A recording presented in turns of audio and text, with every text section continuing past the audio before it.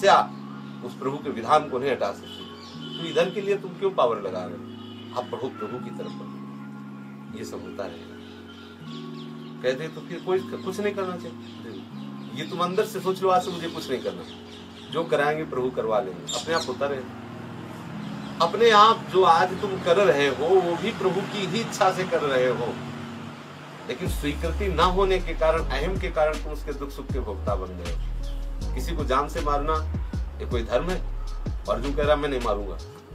ये गुरु जी हैं जिन्होंने हमें धनुष पर प्रत्यंचा चढ़ाना सिखाया। ये भीष्म जी हैं जिन्होंने उंगली पकड़ के चलाना सिखाया। ये कृपाचार्य हैं जिन्होंने हमको प्यार किया। ऐसा जो बलवान आ गया हमारे पीठ दे दे, अरे काल का भी महाकाल है, कोई इसके आगे बोल नहीं सकता, सही सब सामर्थ्यशाली। अब भी भैया क्या परेशानी, अब क्या चाहिए तुमको? अब अगर तुम दुखी हो रहे हो तो अपनी मूर्खता से दुखी हो रहे। ऐसा मालिक मिल गया है तो हम कहीं एकांत में हो, कोई आ जाए एकांत में हो, पहले वो होगा जहां आप एकांत होगे, पहले वो वहां विराजमान होगा। आपके जाने से पहले, आपके पैर रखने के पहले वो वहां विराजमान है। भय किस बात का? हर समय अनुभव करो कि मेरे प्रीतम मेरे साथ है, और जब मेरे प्रीतम मेरे साथ है तो दूसरा कोई है ही नहीं, दूसरा कोई कुछ कर ही नहीं सकता, कुछ है ही नहीं। जब ये बात साधक ये बात सोचता है और सिद्ध पुरुष को अनुभव होता है, तभी तो कहीं को उसका बाल बांका नहीं कर पाता। बड़े बड़े विघ्न उसके साथ नाटक में देखो, लीला देखो, बड़े बड़े विघ्न भक्तों के साथ किए जाते हैं। कहीं कोई उनको गिरा पाए अपनी स्थिति से? वो बस इसी स्वरूप को देखते रहते हैं। जिसे संपूर्ण जगत से द्रोह करने का पाप है, बड़े साधु सेवी हैं। ये अंदर आकांक्षा है, ये मान है। ये जब तक रहेगा तब तक हमारे अंदर रस की उत्पत्ति नहीं हो पाएगी। मान और परिहरिमान मोह मद है, परिहरिमान मोह। अब देखो मोह क्या है? शरीर और शरीर संबंधियों का, कि प्रभु आपकी सेवा भजन तो सब करें, लेकिन तो मेरी जो पत्नी है, मेरे जो बच्चे हैं, मेरा जो परिवार है, ये इसको कष्ट नहीं पहुंचे। मोह किस बात का?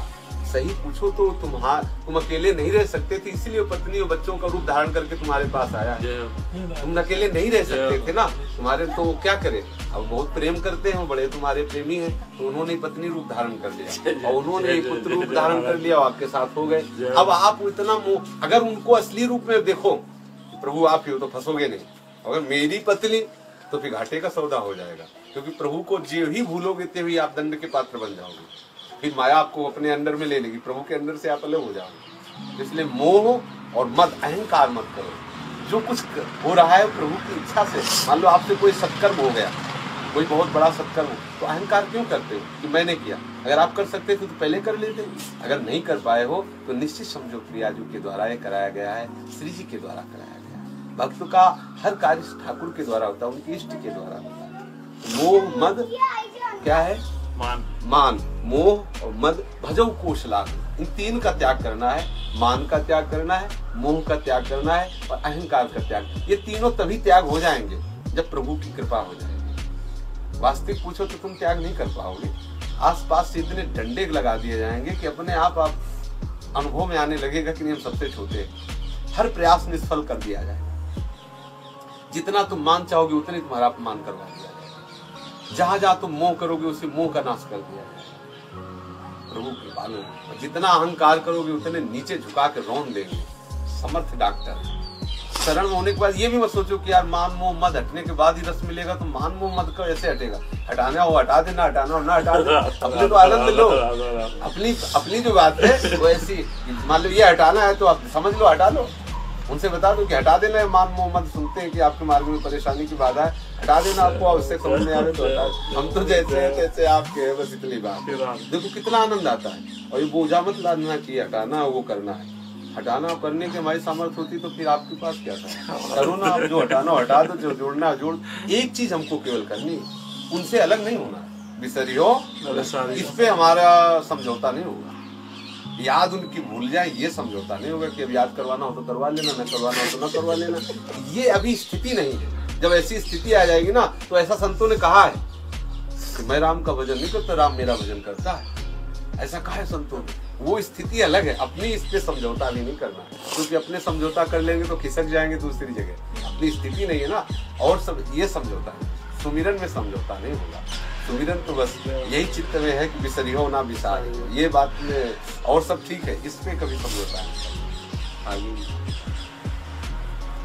मान शून्यता आशा बंधा समुत्कंठा नाम गाने सदा रुचि आसक्ति तद्गुणाख्याने प्रीति तद्वसति स्थले इत्यादयोनुभावास्युर जात भावांकुरे जना। अगर अपने अंदर आशा बंधा, प्रतिक्षण आशा है, मुझे नित्य विहार की सेवा मिलेगी, मुझे पर प्रियाजू की अनुपम कृपा है, समुत्कंठा उत्कंठा पूर्वक वो है, हमारे ऊपर श्री जी कृपा है। फिर क्या जाता है, कहो ना, जब कृपा का अनुभव होने लगेगा। अपनी मस्ती, अलबेली मस्ती, बेपरवाह हो, कैसे हो रहा, चिंता है किसी बल का और आश्रय, तभी तो बेपरवाह नहीं हो पा रहे। जब बल हो जाएगा ना, बेपरवाह होने लगेगा। वो हमारी है, उनकी कृपा से बात बन जाएगी और ठीक है, चकाचक आनंद खाओ पियो, आनंद लो। हर समय उनके चिंतन मनन में, भजन में चित्त जाते हैं, और उनके सिवा कोई आश्रय नहीं तो हम कहाँ जाएं? हमारे पास कोई बल नहीं है। सुनेरी बले निर्बल के बल, मेरे बल श्री वृंदावन राम, मेरे वो बल है, उन्हीं की कृपा से होगा। अब जो चीज हमें अंदर लगती है कि ये प्रियाजू से अलग है, उसके लिए हम रोए, प्रियाजू से प्रार्थना करें कि इसको भी आप स्वीकार कर लो, हमारी इस वृत्ति को भी स्वीकार कर लो जो आपसे अलग है। तो निश्चित कृपा में ही है, वो स्वीकार उसको भी किए होंगे, लेकिन आपके अंदर भ्रम है, ये बात, वो वृत्ति भी वही स्वीकार किए गए, पर हमारे अंदर भ्रम है। उस भ्रम का वो निवारण कर देंगे तो आपको दिखाई देगा कि जो वस्तु, जो व्यक्ति, जो स्थान हम प्रियाजू से अलग समझ रहे थे, वस्तुतः वो प्रियाजू ही है, उनसे अलग कोई वस्तु है नहीं। तो आप आनंदित भजन करो, सेवा में, सुमिरन में, भजन में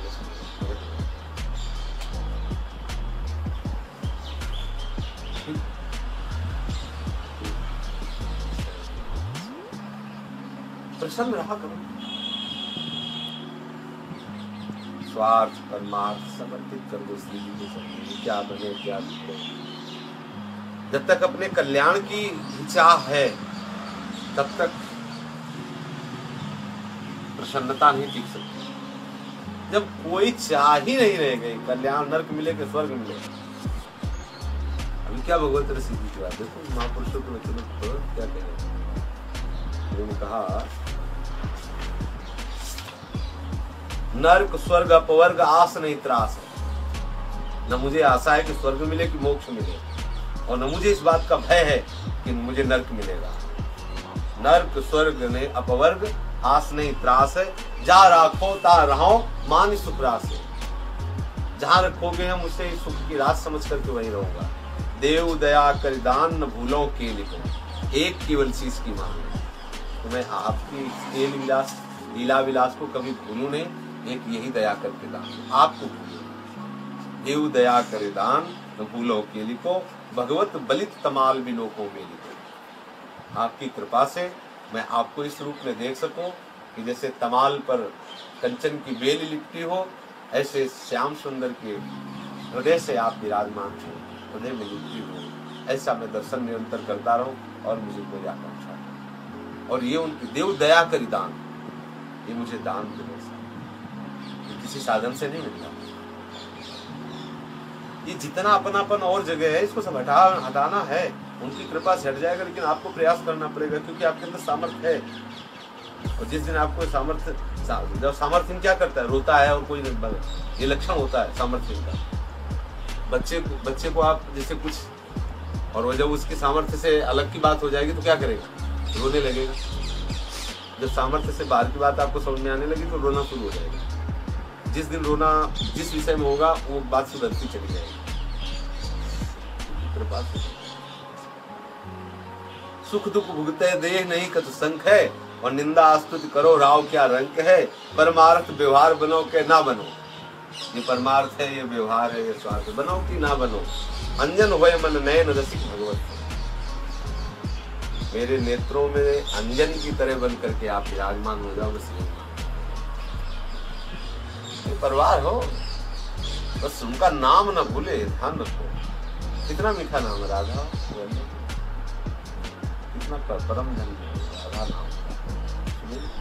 जहां विस्मरण है, ये आया कि मुझसे भजन नहीं हो रहा है, उस वस्तु को नापो, उसको नोट करो कि ये कौन सी ऐसी वस्तु, कौन सी ऐसी क्रिया है जो हमने प्रियाजू को भी समर्पित नहीं किया, किस पर हमारा अपना अधिकार है। देखो कि हृदय निर्विकार और सहज हल्का हो जाता है हृदय। जितने बोझा है, क्लेश किसको प्राप्त होता है? बोझा ढोने वाले को। जब कोई बोझा ना रखो तो हल्का रहता है कि नहीं? आप अपने ऊपर बोझा क्यों ले रहे हैं? नहीं, कोई भजन भजन करना, भजन जब भजन ना होगा फिर ये सब अनुभव होना बंद हो जाएगा। होगा सब भजन से। हमें तो ऐसा कुछ नहीं लगता कि जहाँ प्रियाजू का विस्मरण हो जाए। कोई क्षेत्र ऐसा नहीं जब विस्मरण हो। जैसे किसी के पास कोई हादसा हो जाता है, कोई तो उसको भूलता नहीं, हंसाओ, खिलाओ, खवाओ, पियाओ, तो उसको एक रह के वही चिंता रहता है कि नहीं रहता है। कोई घटना हो जाए, किसी अप्रिय का विछोह हो जाए या किसी प्रिय का मिलन हो जाए, दोनों बात है। किसी प्रिय का विछोह हो जाए या किसी प्रिय का मिलन हो जाए, दोनों स्थिति में जो एक चित्त पर गहरा प्रभाव पड़ता है, वो किसी स्थिति में, मान लो किसी के पुत्र मर जाए, अब आप उसको खूब हंसाओ, खिलाओ, पिक्चर दिखाओ, खाओ, सब जितना जो कुछ है, लेकिन उसके गम को आप नहीं मिटा सकते हो। हंसेगा आपकी, हंसेगा, खेलेगा, लेकिन अंदर जो उसके चलेगा ना, वो केवल उसे चिंता। ऐसे ही मान लो कोई नूतन अवस्था की बालिका है और उसको किसी नूतन बालक से प्रेम हो जाए। अब वो घर परिवार के सारे कार्य करते, हंसेगी, बोलेगी, सब कुछ करेगी, लेकिन उसका मन अपने प्रीतम के मिलन के लिए, अपने प्रीतम के रूप के दर्शन के लिए हर समय लगा रहेगा। ऐसी ही चित्त वृत्ति सारे संसार के कार्य करते हुए श्री कृष्ण से, प्रिया प्रीतम से मिलने, उनके दर्शन से, उनके स्पर्श। और यदि मान लो संयोग का सुख नहीं प्राप्त हुआ तो वियोग का एक शोक बैठ जाना चाहिए। तो वियोग का शोक बैठ जाएगा कि अभी तो हमें प्रियालाल मिले नहीं, तो कि जितने भी सुख हम आपको सुखी नहीं कर सकते। मतलब जिनमें विरह प्रधान साधना होती है तो उसको सारे विश्व